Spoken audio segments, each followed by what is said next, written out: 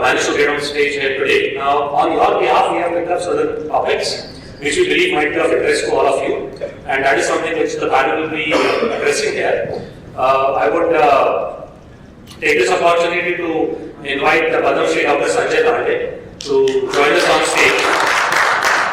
Dr. Sanjay Dande is he's a Padam Shri awarded, he's a global education technology specialist, and he's the Chancellor for Amarkekar University. He has created the innovation and the technology culture in what IIT Kanpur stands for today. He was the ex-director for IIT Kanpur, and it's our fortune that he is based in Pune.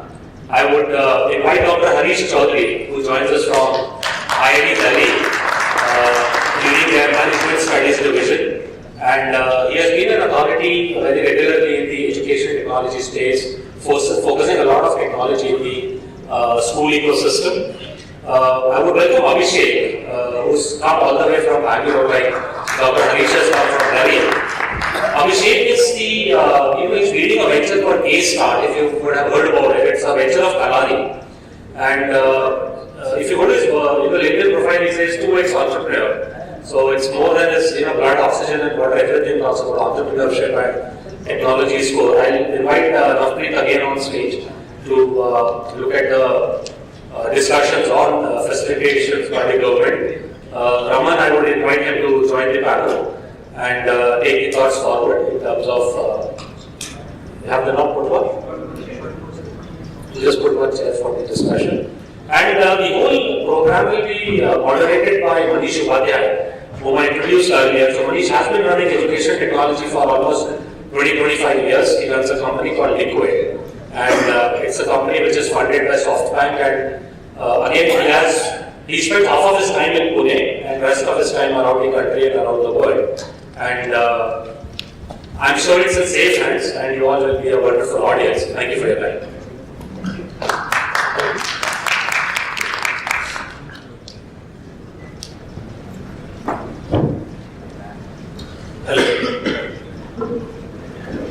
I would request you to come and fill in the chairs that are lying vacant at the front. We can have a much closer discussion, Q&A. Please, you are the first one.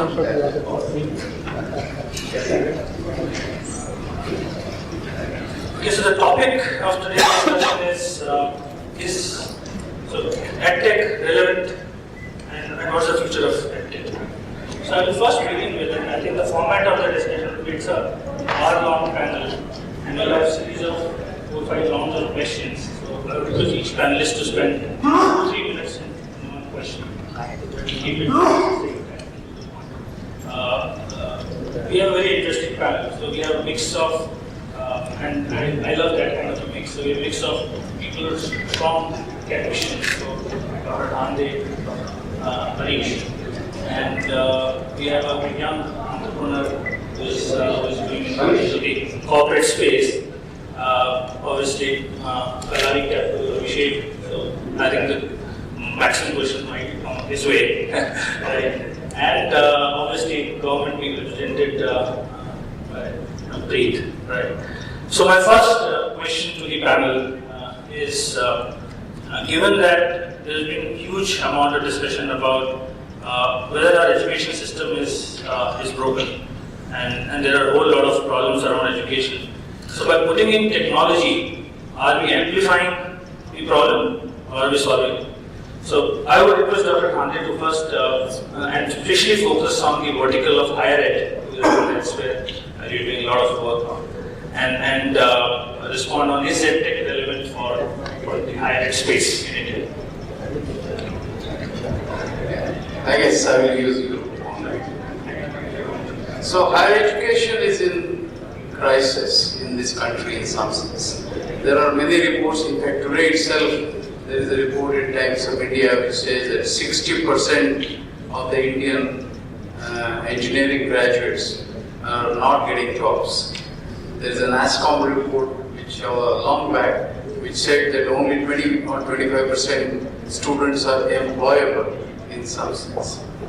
On the other hand, India has got the largest number of engineering colleges, or the students, if I may say, The whole of the United States or the North America produces something like 70,000 engineering graduates. The whole of Europe produces about 72,000 engineering graduates.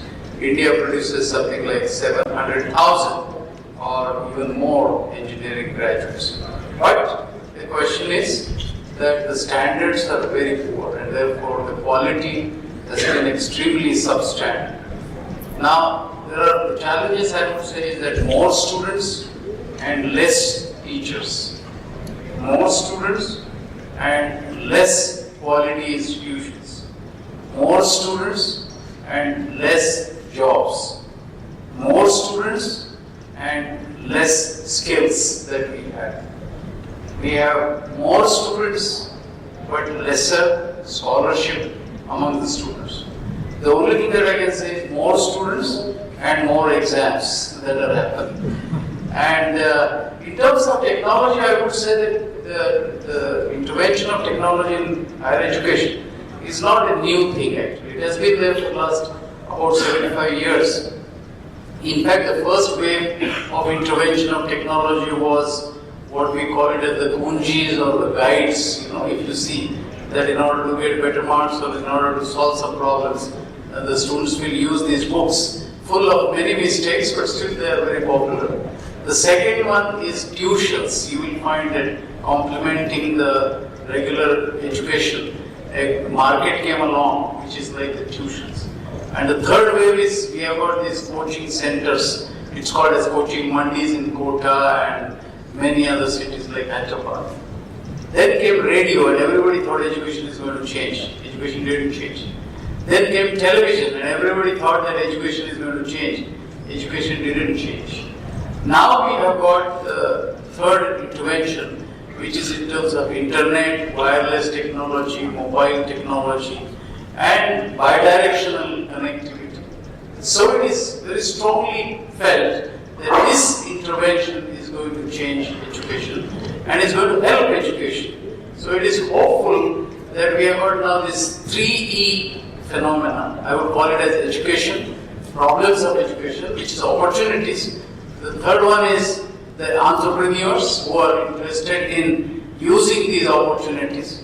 And the third element is enablers, that is the technology, the enabling technology. And this confluence of 3 E's probably is going to change the landscape and solve some of the problems that I mentioned earlier. How? I'm sure my colleagues will. So, Dr. Harish, you do a lot of work on the school side. So he's a professor, Department of Management Study, but actively engaged in the school segment. So, sir, your views about is EdTech relevant in schools?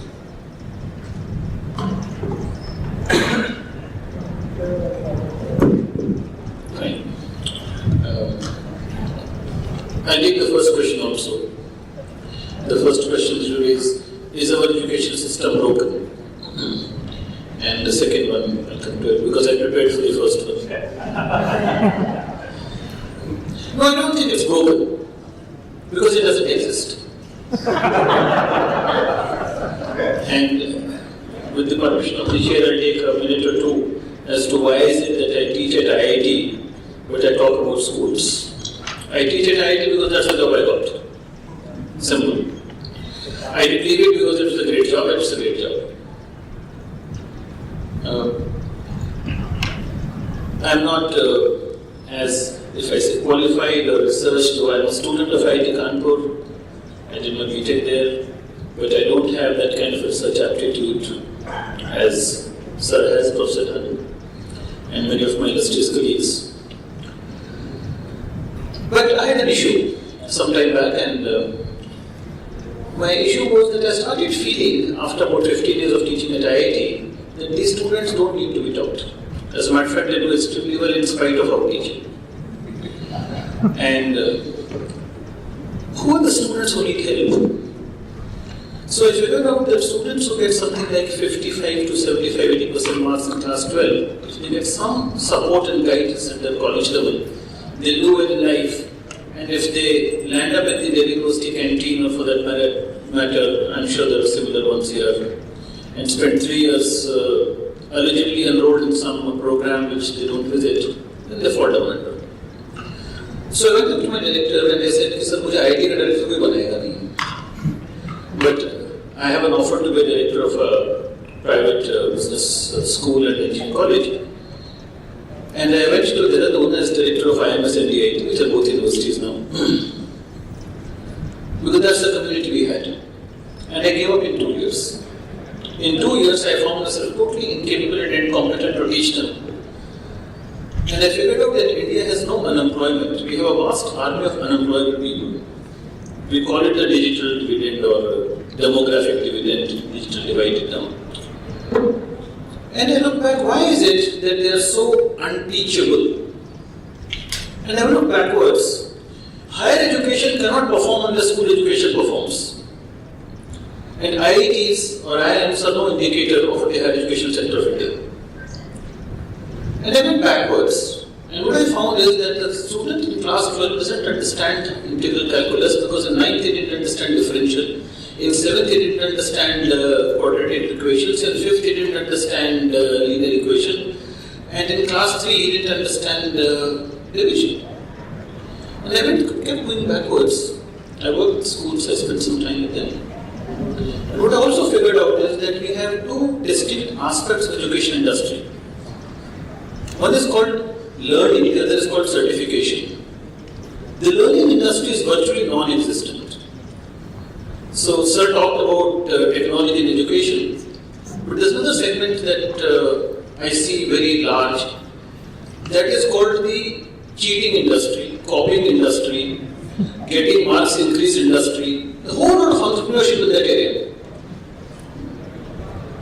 We are following certifications. Our school education is test prep.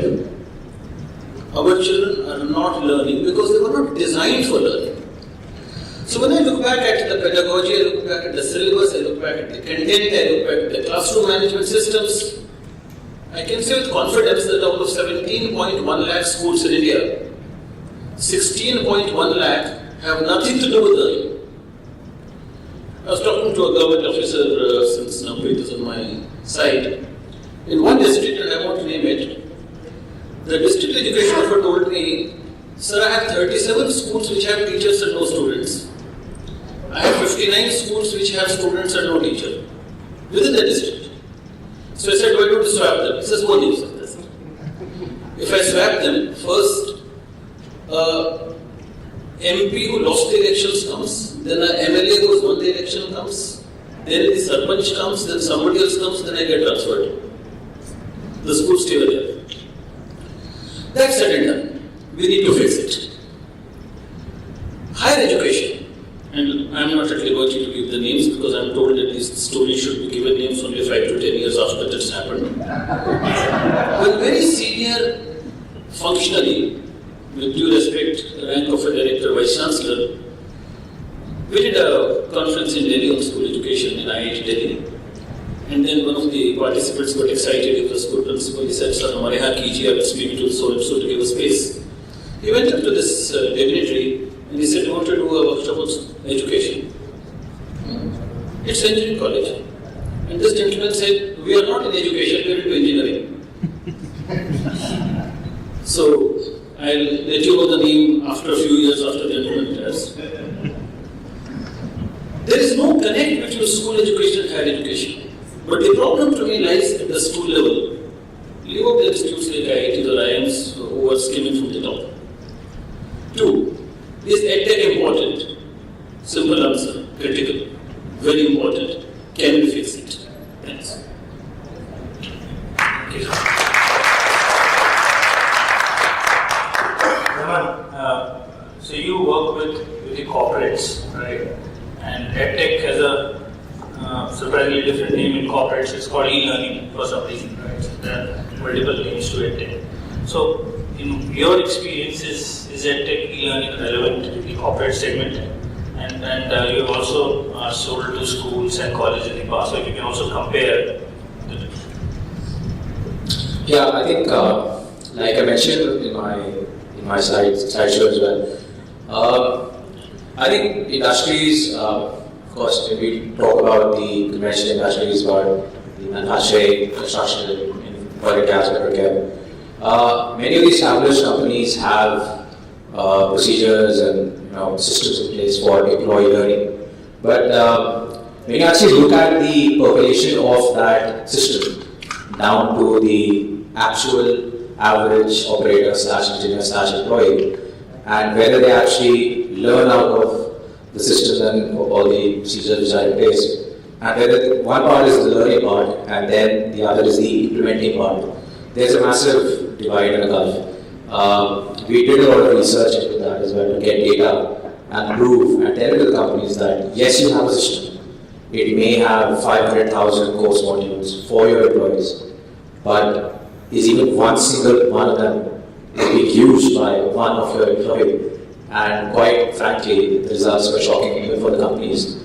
The average employee did not get access to, access was one thing, of course. Having access to internet was one problem which the companies had, and also was whether the people were actually consuming that content. And the results were quite shocking for the company themselves.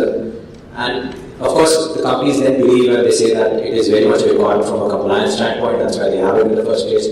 But the real question is the emphasis on continual post-professional development, which is CPD. We talk about, yes, the school education, the higher education, but then what after the person joins the company? Does that mean, is it the end of the story? Is it the end of the life cycle? So I think some companies do focus on that a lot. I think as you graduate in the company, higher echelons of the company, it starts getting better in terms of the company sending you for training courses and so on and so forth. But question again remains, what happens to the ground level, actual person at the root level, base level, as you call it? So I think it's important, yes, the e-learning part is critical for the average employee so that he can perform better, so that his intrinsic motivation level increase, and also he becomes a better serving employee to the company, and eventually finds himself in a position that he gets multi-skilled, he kind of gets skilled to move up the jobs and move up the ladder. The experience in terms of selling to schools and higher education, of course, as compared to the corporates, has been a bit difficult. Of course, corporates, it's an easier sell once you convince them and tell them that your average employee will start performing better if these solutions are put in place. And of course, when they see the ROI metric that yes, we will end up having savings in cost and times, then it does become a no-brainer for them. Whereas for schools, I would say I think I say that a lot, of course, being a youngish entrepreneur, I think I can relate to it myself very well. There is an information overload for school students. Yes, we say that the education system is broken, non-existent, but I personally feel that yes, if you look at it from the perspective of the average student, he has information overload. When he comes into class 7th, 8th, 9th, he gets exposed to the parental pressure and peer pressure of joining coaching institutes and so on and so forth. And the actual education system is not an education system, it's a test track. Ever since, right the moment the actual school student comes into the school. So that becomes a problem, and of course he gets access to so much content that becomes hard for him to filter down and funnel down what is more important for me. So I think directly selling something to the student is of course is all down to whether the student wants to take it and finds it interesting for himself. At the end of the day, the student will only learn from that source which he finds interesting. It doesn't matter, if he has to learn, he can learn it from an NCERT book as well.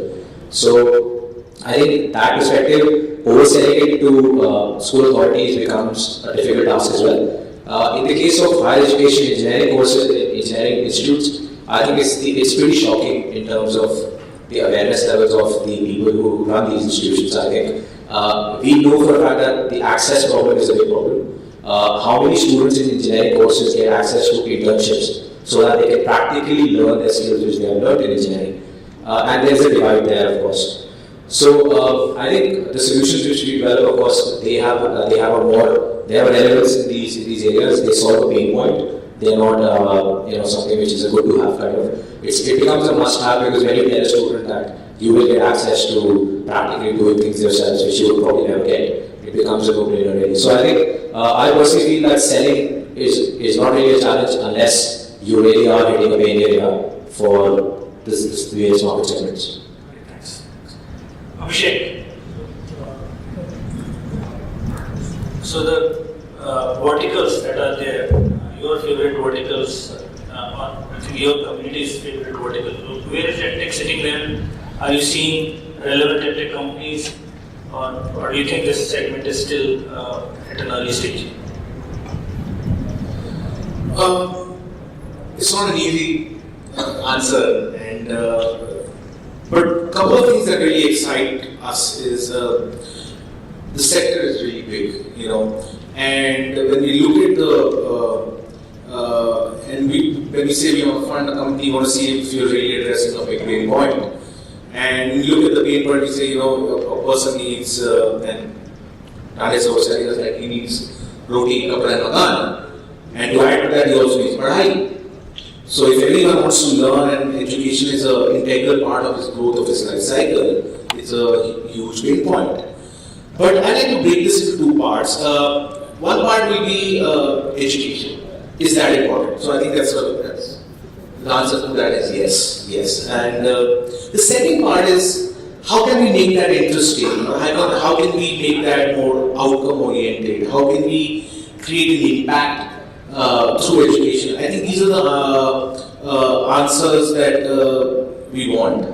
And technology, and our life is, technology has changed our lives. How we go to cabs, how we go to movies, how we interact with our mobile phones. So we've taken technology in our stride. And if we have done that, the ideal scenario would be these two things coming together, where there are problems in this to be solved and use technology as an enabler. So I'm very optimistic about it. The second part of your question is, what part of that kind of subsectors would excite? This is the problem. Every sector comes with very unique problems. And regulation is clearly one of the very big hindrances to growth of interesting startups. If you go to the school space, there's a lot of regulation. Higher education has a lot of education, and that's why the tuition space or tutoring space kind of excels, because that's outside that ambit, right? So, but I think that even in other two sectors, people will find ways to creating interesting startups. It's going to be tough. There are a lot of challenges, but that's fine. If you're out there and there's a big problem, you want entrepreneurs to think out of the box and kind of create large billion-dollar companies. Thanks. Navpreet, from Startup India and government perspective, how are you looking at the EdTech sector per se? Right? So there are, again, kind of similar question that there are so many verticals. Is there anything special that government is looking at from an EdTech perspective? Because education is beyond startups and beyond entrepreneurship. It's a big public cause, right? So is there anything special for EdTech from government perspective? Okay, so see, I'll put two elements to this. One is the importance of EdTech, and second is the question that you asked, what government is doing for EdTech. So as a Startup India campaign as government, we are sector agnostic. So it's not like we have a specific focus toward a particular sector or a particular state. We are sector agnostic. But the importance of EdTech is, for us, it is education. For us, that for me in particular, education and technology is providing education at scale. Okay. Now we face this as a challenge because when we are doing this mission, running this campaign of Startup India, getting entrepreneurs from every part of the country, the biggest challenge that we face is educating all the ecosystem members. So whether it be an entrepreneur, whether it be the mentor, like sir rightly said, the education system needs to be improved. So if you are talking about, I talk about districts here. I talk about Sambalpur, Rourkela, they are not exactly district, but if you go to Odisha, they are like not the Bhubaneswar or the Cuttack, they are like, you look at, they have an IIM Sambalpur there is an IIT there. But if you look at not these colleges in particular, but if you look at the professors there, you know those areas. And you take their opinion on entrepreneurship, their views. So there is a lot of need to bring the scale up.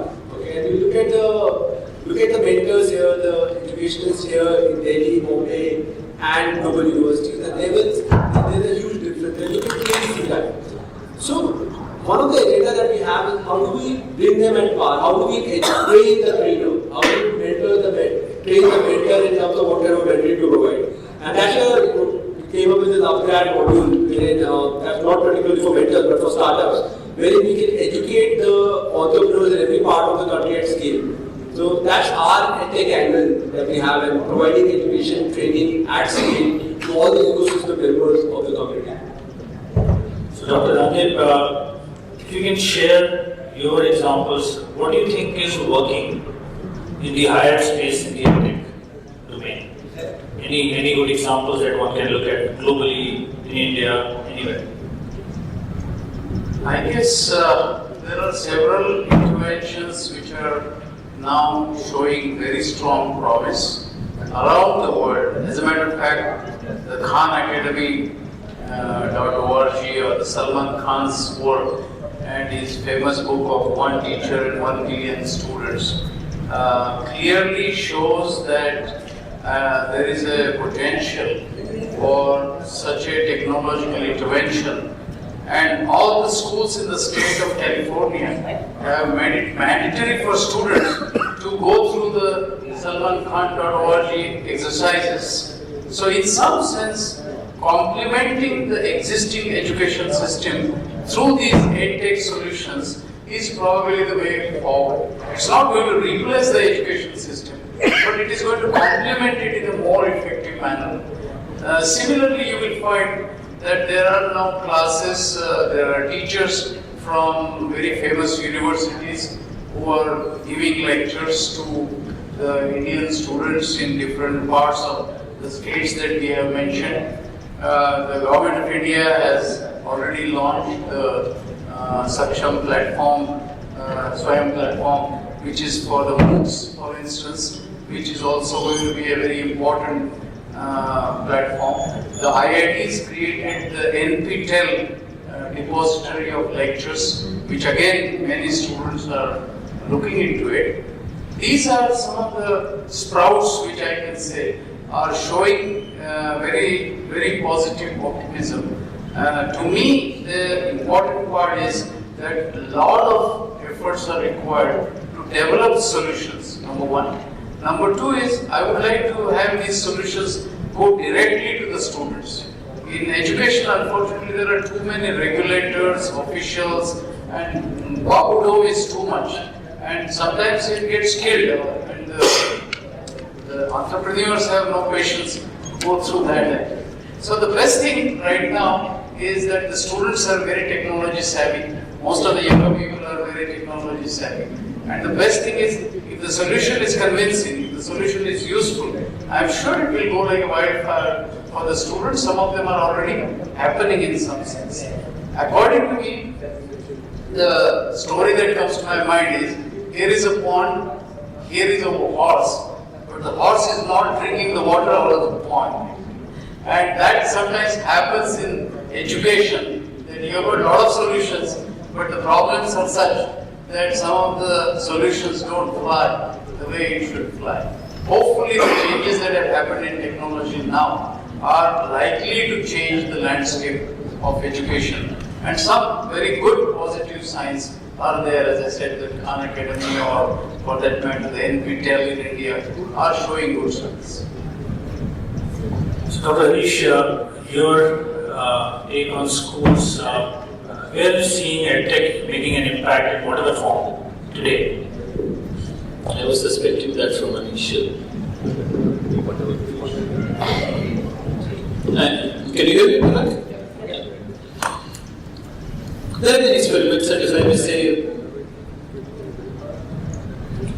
strictly in terms of technology being a synonymous, it wasn't in my times with the internet. In my days, technology used to mean things like automobile engineering, mining, etc. We don't talk about much of that now. Probably one of the first interventions in India, commercial intervention, was a company called EDTECH, 18 years back. Colossal failure. We know that. It's been buried. reasons are known. I think I am not confident today of any EdTech company in the school space doing what they are becoming sustainable. So there have been attempts, there have been changes which have come in, have modified. And there are, to me, some very basic issues. Sir talked about the horse and the water, and when I was doing my course in behavioral science, there was this famous quote, you can take the horse to the pond, but you can't make him drink the water. And it took me about 10 years to get back to my teacher and said, sir, I have a question. Why do you want the horse to drink the water anyway? And two, I also felt that you can take the horse to the water, you can't make him drink. But if you get the horse to be thirsty, the horse will find the water anyway. Our probably problem, and Raman was saying that information overload at class 7 or 8, it is not an information overload. When I look back at the syllabus today of class 7 and 8, there is nothing in it. I don't see why it takes 1 year for a teacher to transact that syllabus. It is not even a 2-month syllabus, most of those chapters. But our problem is that we have not prepared the child over the last 6 to 8 years to transact that material. If you do it right initially, you won't have to push. Now, education is also age specific. If you don't teach the child at a particular age what the child should have been taught, then at a later stage it becomes very difficult. For example, if you are not speaking a language by the age of 12, whatever you do, whatever language you pick up, you will never become nationalized enough. So, when I go to USA, my batchmates largely from IT Kanpur and Bangalore, they still speak Indian English out there, or Punjabi English, or Tamil English, some variant of that. But their children, they speak American English, they're naturalized. So, I think the EdTech companies, and I'm assuming there are up to 50 odd people in this room, some of you are into looking at how to get this place. Look at basics and look at learning processes. Look at where it begins. Look at what is the life of a teacher, what does a teacher do, what does a good teacher do. There are clearly two kinds of teachers. One who translates the syllabus will tell you, they say, हमने syllabus खत्म कर दिया, finished. Student finished, syllabus finished, teaching finished. They teach the syllabus, they teach something, they don't teach the child. I think where EdTech comes in is, can you teach the child?